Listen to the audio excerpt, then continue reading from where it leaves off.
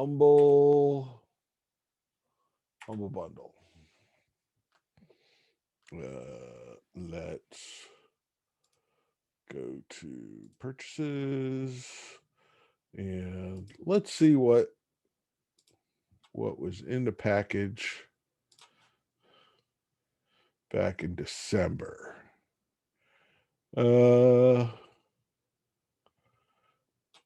Well, it's looking very anime. Ooh, I did not like those.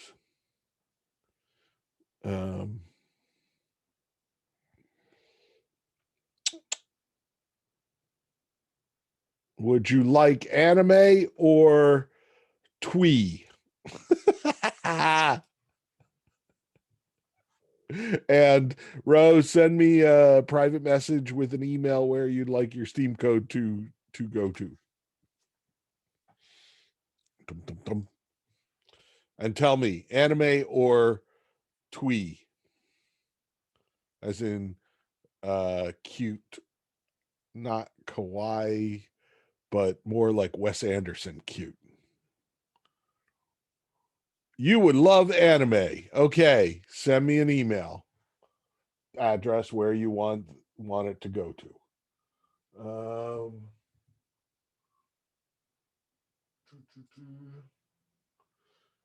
Gift to friend. Send an email. Come on, I'm waiting for an email address. Send me a private message in the chat. And then I will send your game that a ways. There we go. Okay. Copy. Bam. Email. Control V. Send email. You are getting the something called One Step from Eden. It looks like I don't know. The picture looks like anime, but the actual game looks like laser beams. So go figure. Not always the best judge of what kind of game these are. Okay, close that. Close that. It's like Mega Man Battle Network. Well, there you go. Now you know. Okay, so we left off yesterday. I was about to ruin movies for you. So let's ruin movies. I would like to share screen. I would like to go to my whiteboard. I am in my whiteboard. Okay. So a movie you'll recall. I've already screwed it up just like yesterday. Let's get a straight line. More or less straight. Is divided into 3 parts. And now give me this. This is Act 1. This is Act 2. And this is Act 3.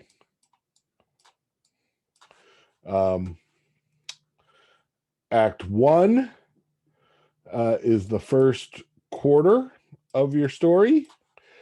Act 2 is the second half. And Act 3 is the final quarter. With a movie, we're talking 120 pages or 120 minutes. That makes this page 30, this page 90. And I had just started talking about The Ordinary World. What is normal. In many cases, you will see, your main character get up, brush your teeth, go to work, be in a boring job, go home, have a regular family life that is unfulfilling. go to sleep and start all over again. And then something will happen, right? And in this case, it happens a little past the halfway mark in Act 1 on page 17. Now, Dean, you say, how can you say 17? Why not 16? Why not 18? Why not 3? So let me just say that this is your basic Hollywood movie. There are other movies that like weird, well, not weird, but unconventional indie films that do not follow this pattern. There are giant 5.5 hour long European films that do not, well, they would follow this pattern in percentages, or they might not. But you know, if your time is different, then your percentages or your actual pages will be different. But in general, for a um, 2-hour Hollywood movie, this is what we're looking at. And why 17? Well, mostly because if you read a lot of screenplays and you sit there and go, where is the inciting incident or the catalyst moment? Um, you just look, they're always on page 17.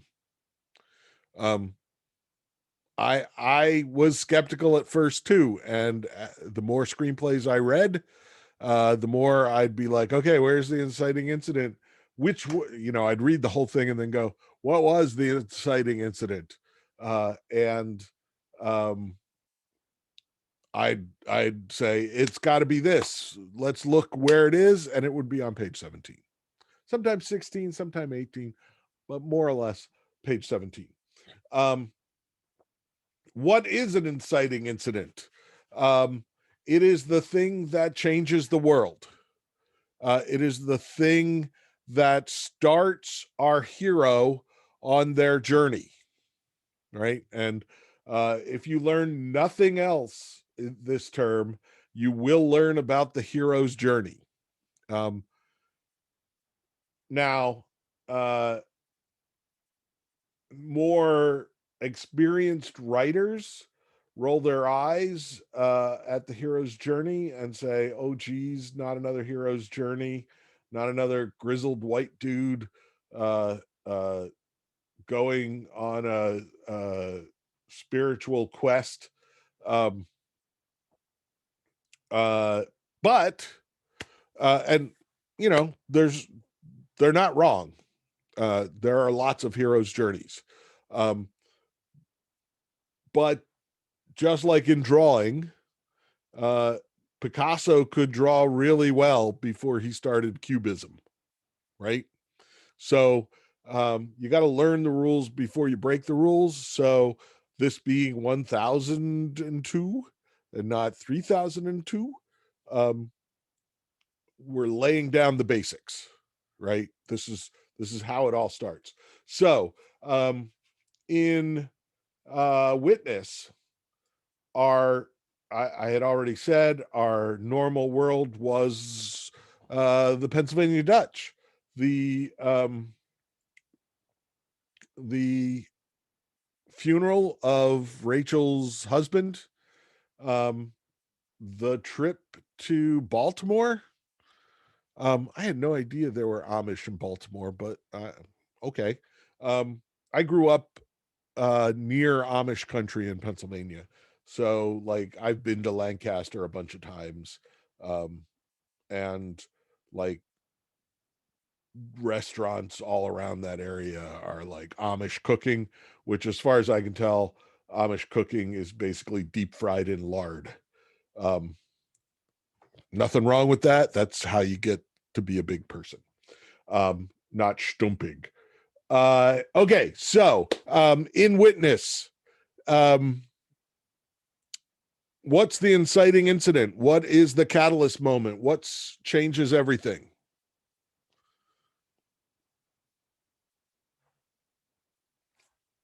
Oh, I got a chat. I got to turn chat on. Okay. Chat. Samuel witnessing the murder. Absolutely. There you go. Done. Very easy. That's I mean, the hero, well, the the normal world is Rachel and Samuel going to Baltimore. That is a literal journey, right? But it is um interrupted by Samuel witnessing a murder, hence the name.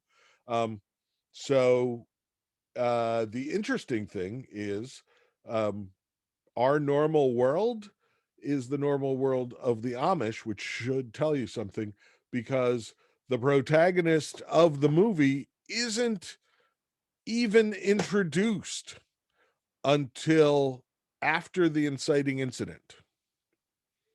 Um, that's interesting because um, it it says, what world are we looking at? We didn't see it from John Book's point of view. We didn't see him going through his normal cop day and getting a call that there's been a murder at Penn Station, um, and picking up from there. We followed Rachel and Samuel because we really don't care about the world of Philadelphia. The world of Philadelphia is um, background, or we're not going to be there for long, right? We care about the world of the Amish, the world of um, Lancaster and those parts. Much like, think about this, in Star Wars, um, we start with R2 and 3PO. We start on the Rebel cruiser. I'm sorry, I go back to Star Wars all the time because it very much follows these patterns. Um, and our and we don't even meet Luke until about, I think, 12, 13 minutes into the film. Um, because Star Wars, much like Witness, the name says this is about Star Wars. It's not about moisture farming on Tatooine, right? So the normal world is a world of space battles, and that's where we're going to live, right? Um, so once we get an inciting incident, we begin our journey, right? Um, and and I'll go into more of the hero's journey probably Thursday. But at this point, the hero is still trying to get back to normal. Um, and for us, for John Book, um, this is still normal, right? His normal world is investigating murders.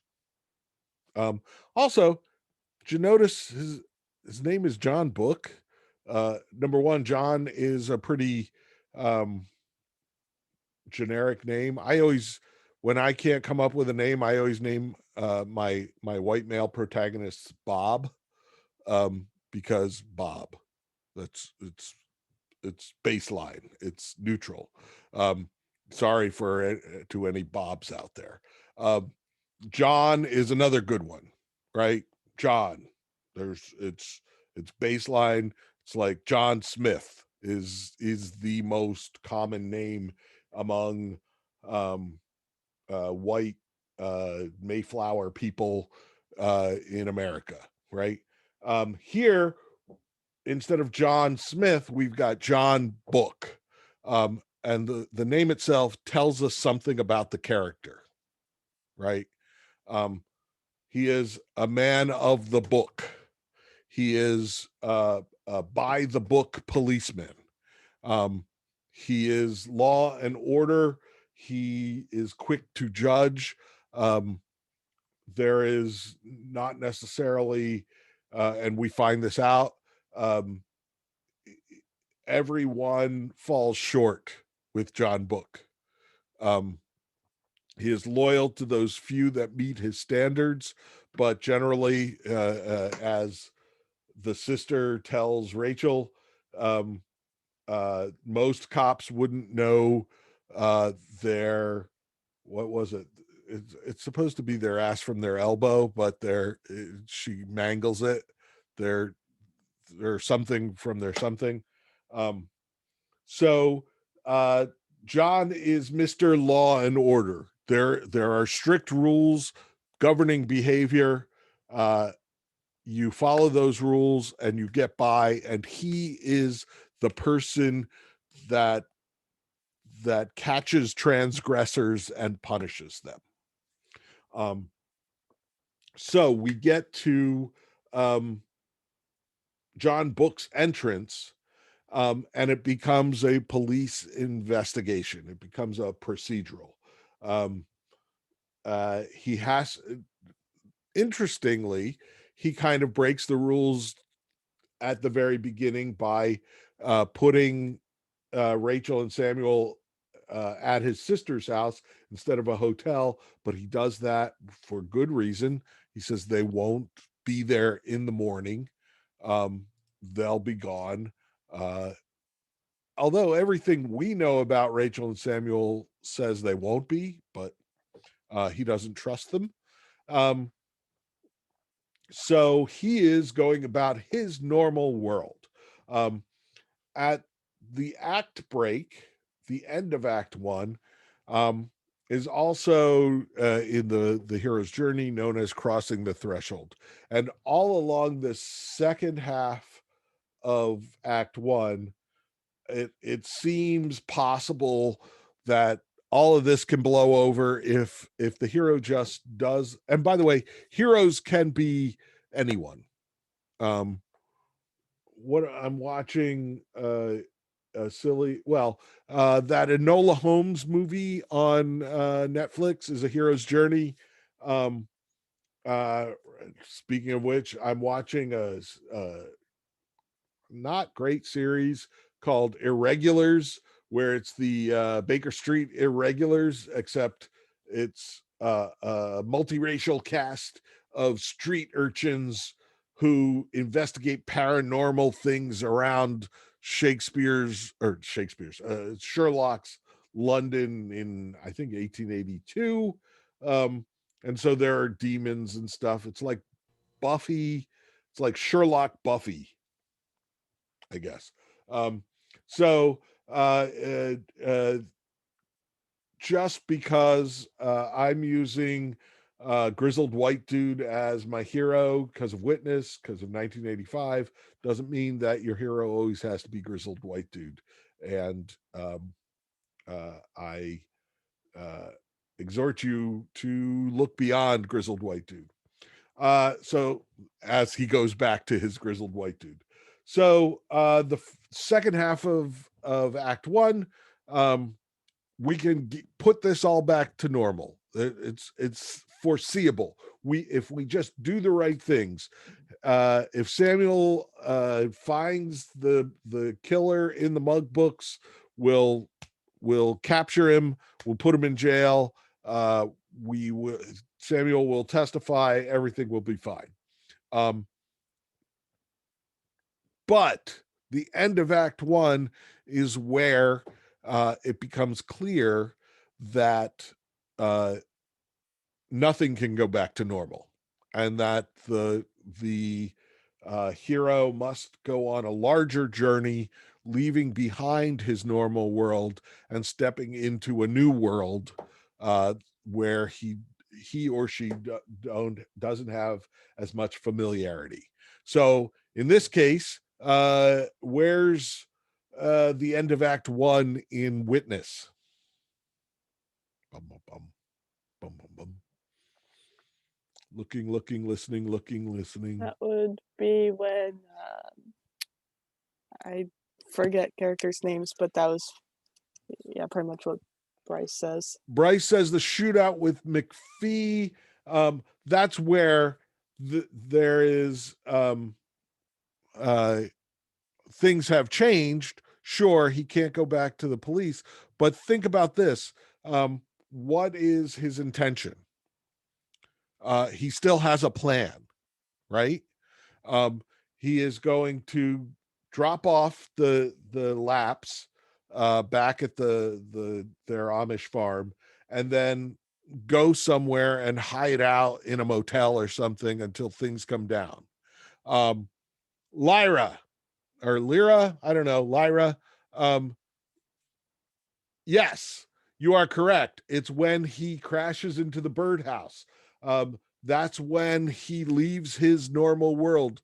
In fact, literally, he becomes unconscious. He is dependent on other people, and he might even die. So that's when we leave behind the modern world entirely. And one of the reasons I like Witness so much for this as an example, is because the Amish world is so very different from the modern world, right? Of it 1985. So it's a period piece at this point, but at the time it was just the world. So in leaving behind uh, the modern world, he enters the world um, of the Amish. Um, and uh, uh, the last thing he says before losing consciousness is um, no hospitals. They have to report bullet wounds. And so the Amish, he's actually thrown himself on the mercy of the Amish and the hope that he will survive this bullet wound without a hospital, but just through the ministrations of the Amish. So, okay. Um, we got to the end of Act One, and now life among the Amish begins. We've got a little transition of him being all feverish and dying or not. But you may have also seen this um, when talking about stories. I'm drawing this. Um, this is a highly scientific graph that you've probably seen since back in, I don't know, 8th grade, maybe earlier. Time and excitement.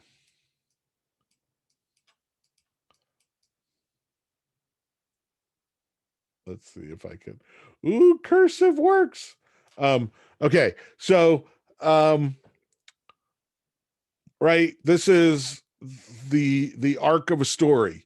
And sometimes you see more bumps along the road like that.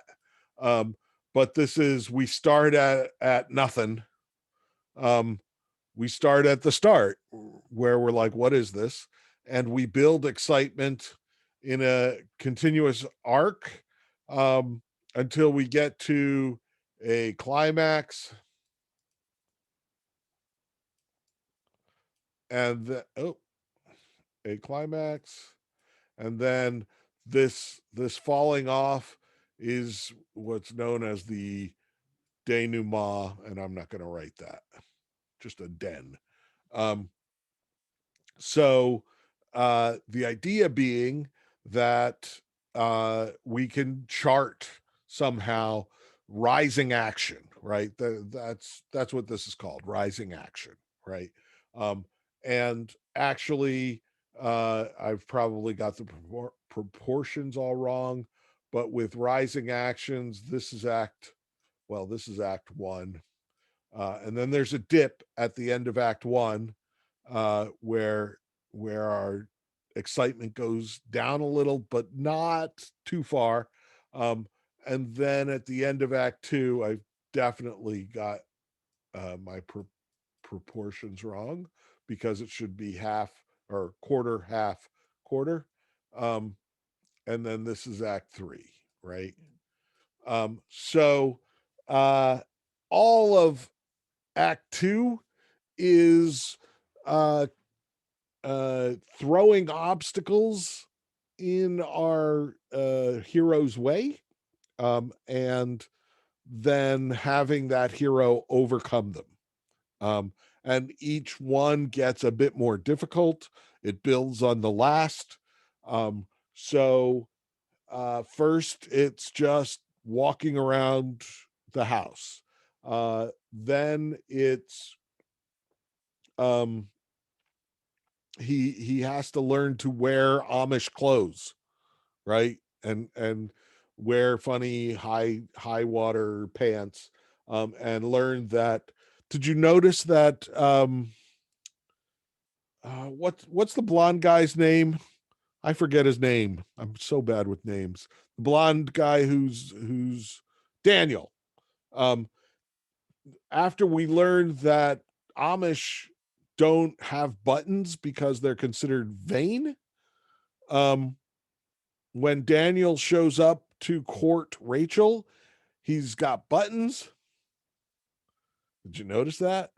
Um, that it is virtue among the Amish to be plain, to not stand out, and yet Daniel, really way back in the beginning of Act One, the first he kind of uh, stampedes in on her at the funeral, and then later sees her off at the train, and man, is he showing off when he's riding that cart by standing on the bench and going full tilt boogie with the horse racing the train. If that is not vanity, if that is not un-Amish, I don't know what is, right? Because he is definitely peacocking for her. He's showing his feathers, um, trying to impress her somehow. Um, so Harrison Ford, he learns how to wear clothes. He learns how to uh, milk cows. He uses his old skills of carpentry to help around the uh, the farm, to rebuild that birdhouse. Um, Samuel even takes him around and kind of teaches him the ways of the farm. Here's the cows, here's the kittens, here's the well, here's the corn silo. Um, so uh, uh, and it kind of culminates in the barn raising. And honest to God, that barn raising stuff is, I think it's just beautiful. It's just kind of pastoral and beautiful. And some of the pictures that we get there of of that barn coming up. Um, I believe I don't uh don't take this 100%, but I believe they actually did a barn raising with, like, the vast majority of those people were actual Amish people, and they seeded it with their actors. So, did you notice Viggo Mortensen in there? Young Aragorn, it was his first movie role. He was an Amish dude. Um, the couple that they built the barn for, um, the woman, I spent a lot of time on Bones, I believe. I seem to recall her from that. So I think they were actors, but that vast majority of kids and men actually building the barn were actual Amish people, and they actually filmed a real barn raising. That's how they would have done it. That's what Peter Ware wanted to do.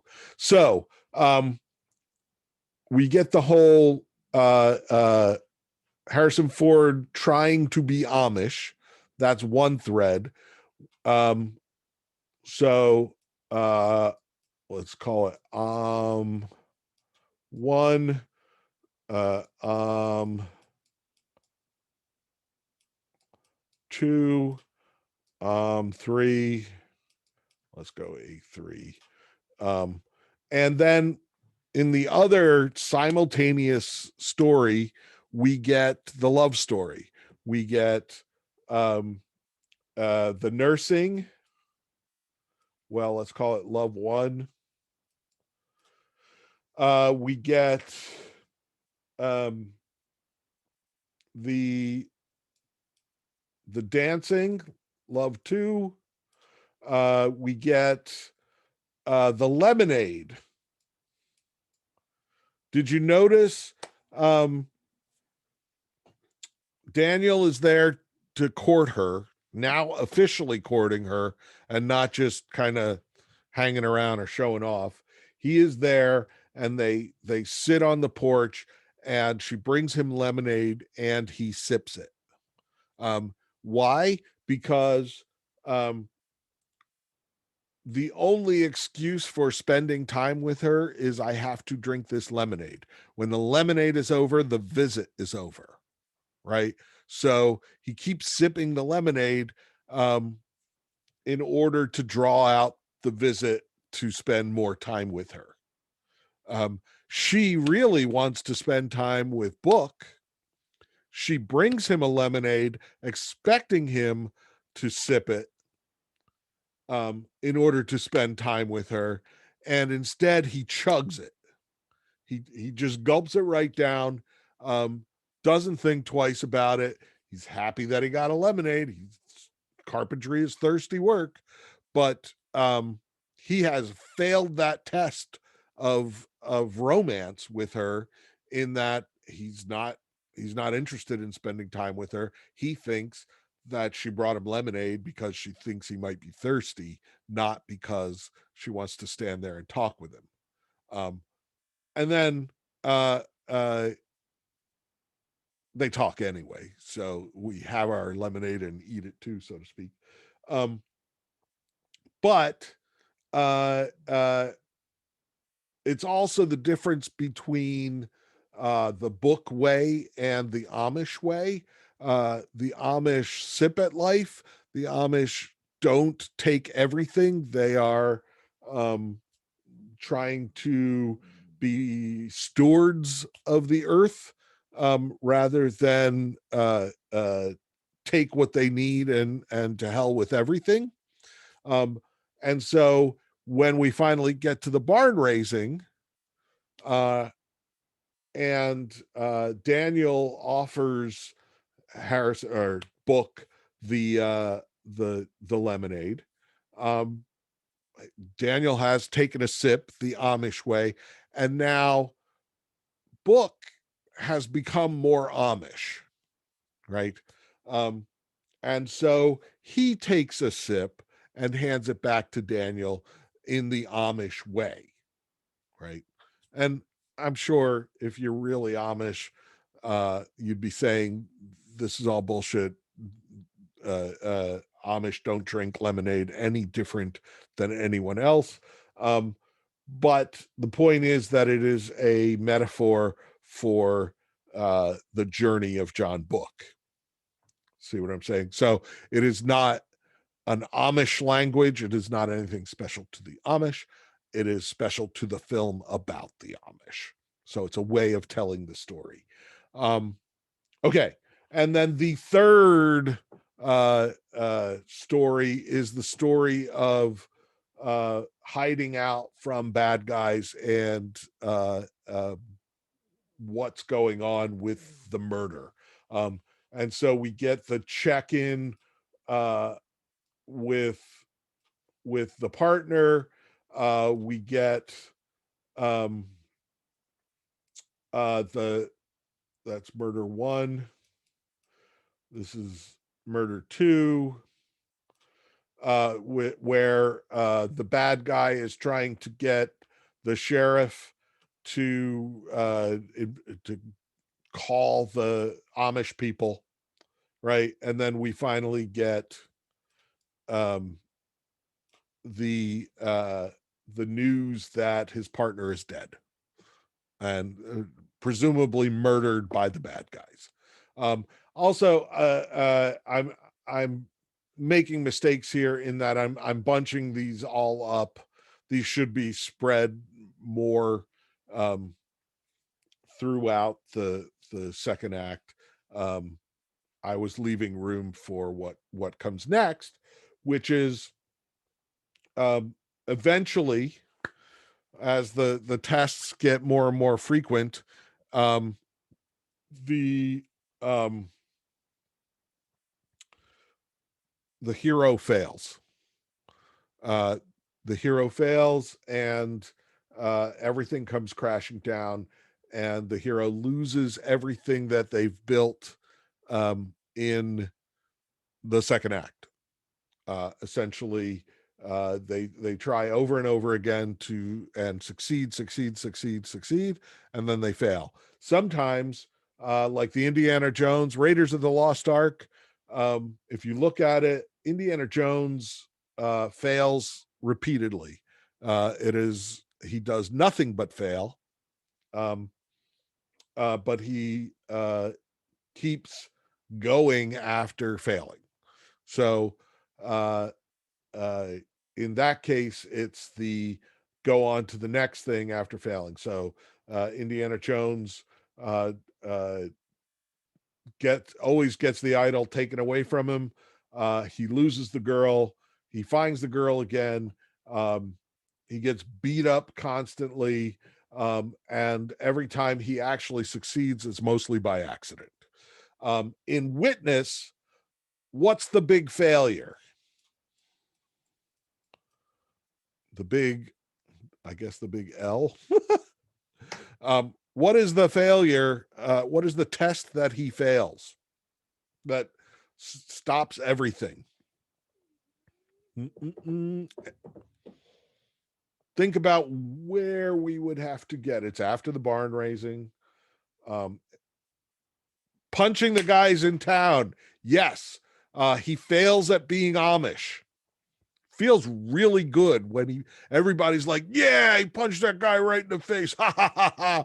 Right? Because you're waiting for it. You know, they they don't know they're dealing with Harrison Ford. They think they're dealing with Amish guy. Um, and if he had succeeded, he would have done it the Amish way. But by beating up the guy, he loses his Amish life. Um, he has to leave because the murderers are going to find him. He loses the girl, right? And I got to say, if you're trying to keep your relationship a secret, running out into the middle of the wide open field and making out at dusk is probably not the way to do it. Not sure what they were thinking. Um, but you know, that whole makeout scene out by the bird house is kind of, I like to think of it as metaphorical. Um, and the big question is, did they or didn't they? Um, we have the whole creepy, if I'd have made love to you last night, um, I would have had to stay or you would have had to leave. Um, but then when he's leaving, we get this whole big um, make out session. Um, it seems like no, they don't.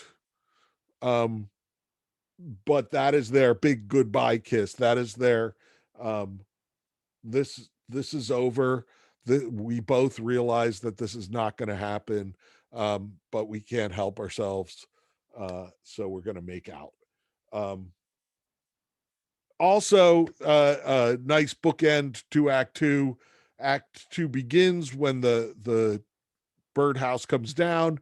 Act Two ends when the birdhouse goes back up. Right, um, and uh, Act Three is when now the we get what is called the what I call the dark tea time of the soul. I stole that from Douglas Adams. But this is where the hero has lost everything, um, and has to put everything on the line one last time, um, and you know, may end up losing their lives, may end up losing their businesses, their love. In romantic comedies, it's always, you know, I don't care anymore. I'm going to do this. I'm going to tell the truth to the world, and maybe in telling the truth, you'll love me again, that sort of thing. It's the you had me at hello moment. So in this case, it's the shootout. All of Act 3 is the shootout around the farm, the stalking, the death by corn. And think about that. For the vast majority of that uh, book, doesn't have his gun of the hand. Um, all he has is the farm. And so he has to use all the knowledge that he's gained about that farm in order to emerge victorious. So that's why he, the guy he manages to kill, he kills him with corn, right? Because he's learned that there's corn up there, right? Um, he blocks them with cows so that they can't get by. Danny Glover's also very early role for Danny Glover, still the bad guy before the Lethal Weapons movies. Danny Glover ends up stepping in a cow pie and going, I saw a bunch of you say the kid's going to get the gun and shoot the last bad guy. And you saw the Eli doing this, which can be interpreted as get the gun or pull the rope to ring the bell, right? And honestly, the script as originally written, the kid got the gun and shot the guy. During filming, the director and the writer said that doesn't feel right. That's weird. And it was, they were filming on an actual Amish farm, and there was that bell, and they said, why doesn't he ring the bell and pull everybody in? And that's where that came from. Some of you asked, the Amish don't come for all these gunshots, but do come for the bell. Why is that? I want to see, do Amish hunt? Do Amish hunt with guns? Many Amish people use guns to hunt deer and other game and to disperse varmints. A lot of Amish hunt, and they usually use squirrel or rabbit rifles to bring some food back home. So if you're in Amish country, hearing gunshots is not the, oh my God, somebody's shooting. It's, oh, somebody's shooting a varmint.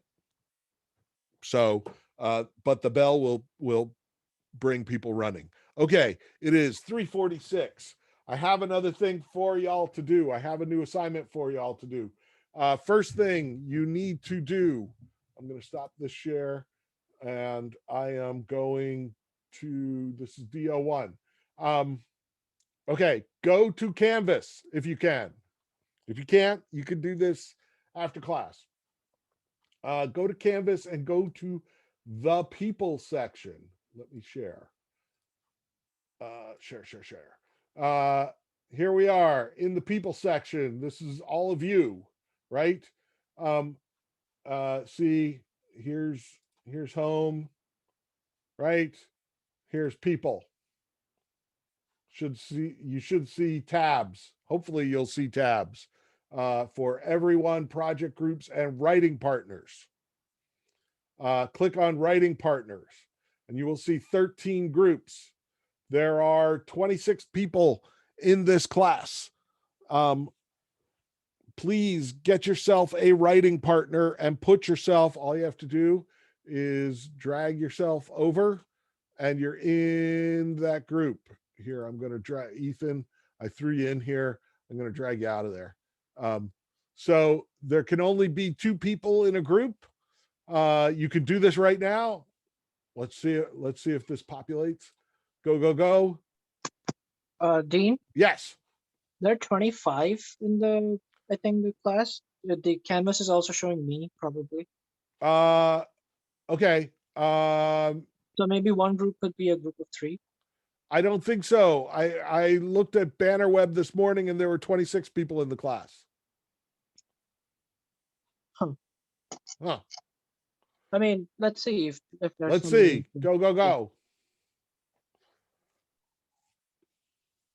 If not, it's okay. Next. While that's going on, I'm going to go over to the assignments and I'm going to make an assignment live. Character sheets. Boom. It is now live. This is due Friday night at midnight because you need to be able, this needs to be done before you can do your weekend assignment. With your writing partner,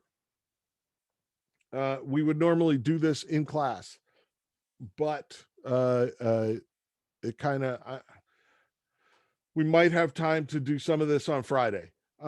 What I want you to do is one of you types and the other just talks. Okay, one person is going to ask the questions on this sheet. And could somebody click on that sheet and make sure it is available to you? Because sometimes this it's not available and I have to put it back up. But it's a very simple sheet. One of you is creating the character and the other is typing in the answers. So remember, this whole first exercise is about writing with a partner. Okay. Chat says download forbidden. Okay, I will fix that shortly after 5. Okay. I didn't have a chance to, because I realized very late that might be a problem. I just have to re-upload the darn file. So anyway, there is a name for the character. So the person who's typing says, what's the character's name? The person who's just talking answers the question. What is the character? In this case, to start, you are going to, first character must be an animal. Okay. So what is the character? He's a fox. She's a fox. What is the character? She's a dinosaur. What kind of dinosaur? And questioner and writer, you can ask for further clarification. She's a dinosaur. Okay. What kind of dinosaur? Triceratops. Okay, good. I leave it up to you. You can, if you are not in a group by tomorrow, I will put you in a group. If you know somebody in class that you want to write with, join a group. I'm giving you all the options to write with someone you know. If you know anyone, if you don't know someone, then I will assign someone to you, basically. I kind of like allowing people to join their own groups first before just randomly assigning people. Because I don't know who knows who or what. So okay. So then you're going to answer basically all of these. What gender is the character? How old is the character? What's the physical description of the character? Describe. And so one thing you should keep in mind, and please read the instructions. All of these characters are going to be together in the same story. So for instance, 1 year for animals, one person made an amoeba, which was interesting. But then the other person made a blue whale. And when one of your characters is an amoeba and the other is a blue whale, they may have trouble talking to each other. You can anthropomorphize these animals. You don't have to. You can play it straight and say, they can't talk. But even animals have families. Even animals have hopes. They love things. They fear things. They want things. and they have a life, right? So feel free to anthropomorphize if you want. If you don't, that's fine too. But your second character must be a thing. A thing. What is a thing? You can be Charlie the chair. You can be uh, Irving 5000 AI to the stars. I don't know, making it up. Not a human. And then, oh, by the way, first one of you does the animal and then switch. The other person asks the questions and writes, and then go on to things. First one of you asks the questions and writes, the other makes it up, and then switch. And finally, third character must be a human. So at the end of this, with your partner, you should have 6 characters, 2 animals, 2 things, 2 humans. Once again, don't kill yourself. This is not a 5-hour long assignment. You should be able to do this sheet in like 10, 15 minutes for each character. Okay. So with 6 of them, 15 minutes, say, half hour. So like an hour and a half of doing this. This should be shooting from the hip, right? Just putting out there the first thing that occurs to you. Okay. Um, make it make sense. It can be funny, doesn't have to be funny. Play it straight if you want. Okay. So if tomorrow people don't have groups, I will start dragging and dropping groups so that everyone has a group. Okay. I'm going to stop the share there. And that Dean? is due Friday at midnight, because over the weekend, you are going to write a story using those 6 characters. Okay. So I'm overtime as usual. I'm going to stop recording.